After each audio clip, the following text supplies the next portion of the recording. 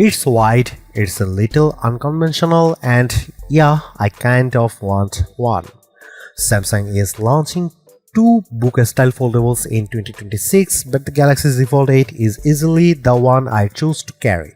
And that comes down to one key reason: it looks and feels completely different from anything Samsung has done in the past 7 years of foldables. This design is all about being compact and lightweight, almost passport-like in footprint, but paired with noticeably wider front and inner displays. The result is a foldable that feels purpose-built for consuming content, whether that's video, social media, or reading. What's interesting is that the Fold 8 still inherits several high-end features from the more expensive Fold 8 Ultra that includes flex titanium for reducing the crease, a higher capacity silicon carbon battery, and an anti-glare coating on the display.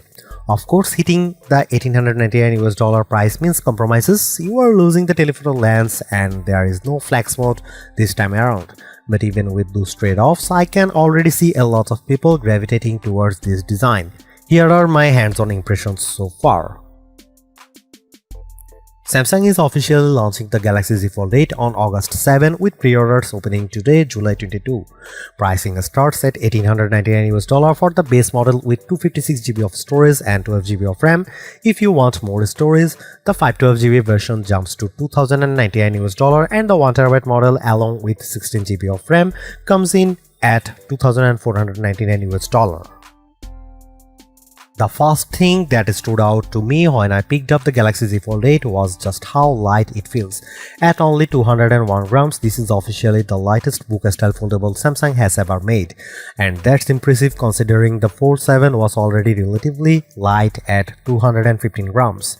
Then there is the front display. It's noticeably wider, which immediately makes the phone feel less cramped compared to the previous designs and even compared to the Fold 8 Ultra. When you unfold it, the 7.6-inch main display feels more natural for video and multitasking with reduced black bars that make better use of the screen. Samsung also refined the physical design in subtle but meaningful ways. The side frame now has precision machined grooves that make opening the device easier and more comfortable. And if you have always been bothered by the crease, this is one of the biggest improvements. Flex titanium significantly reduces its visibility and feel. Durability-wise, Samsung claims up to 500,000 folds, which is something I actually saw demonstrated ahead of launch in Korea. However, the IP48 rating means you get water resistance but still no real dust protection, which is disappointing, especially for something you might want to use outdoors or at the beach. There are a few other compromises. The 10-megapixel punch-hole camera on the main display is still visible and not particularly elegant, especially if you are hoping for a return to under-display camera tech. There is also no S Pen support, which feels like a missed opportunity given the size of the screen. In terms of dimensions, it's slightly thicker than the Fold 8 Ultra when unfolded, but it never feels bulky. And when it comes to colors, lavender stands out the most alongside graphite cream and an online exclusive pistachio option. It's worth noting Samsung isn't the first to try a white foldable design. Huawei has done something similar, but that device is heavier, thicker, and not available in the US, which makes Samsung's approach more relevant here. The cover display comes in at 5.5 inches, which might sound small on paper, but because of the wider 10:16 aspect ratio, it feels far more usable than previous Fold models.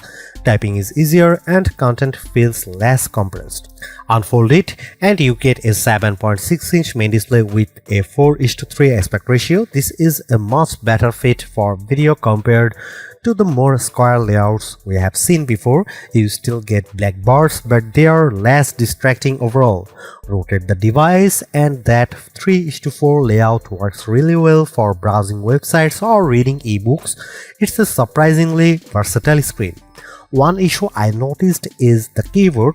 It still takes up a large portion of the screen, which can interrupt the experience when typing.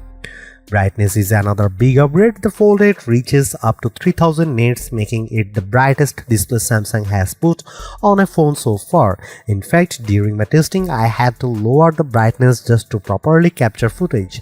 Samsung also added an anti-glare coating, which should significantly improve outdoor visibility in direct sunlight. One thing missing, though, is the privacy display feature from the S26 Ultra series, which would have been a nice addition for protecting on-screen content in public. This is where the compromises become very clear. The Galaxy Z Fold 8 only has two rear cameras, a 50MP main sensor and a 50MP ultrawide. There is no telephoto lens, which means no optical zoom. If you can live without that, the overall camera performance should still be solid. Samsung has focused heavily on improving low light performance with its nightography enhancements. From my testing, photos looked brighter compared to the Fold 7, although I didn't notice a major leap in detail. There are some interesting additions on the video side. Dual recording lets you capture footage using both front and rear cameras simultaneously with previews on both displays. It's a flexible setup that opens up creative possibilities.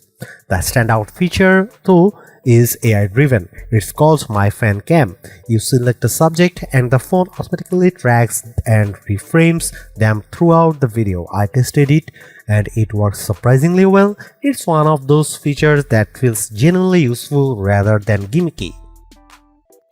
Samsung is finally using silicon carbon battery technology in the Fold 8, which allows for higher capacity without increasing size.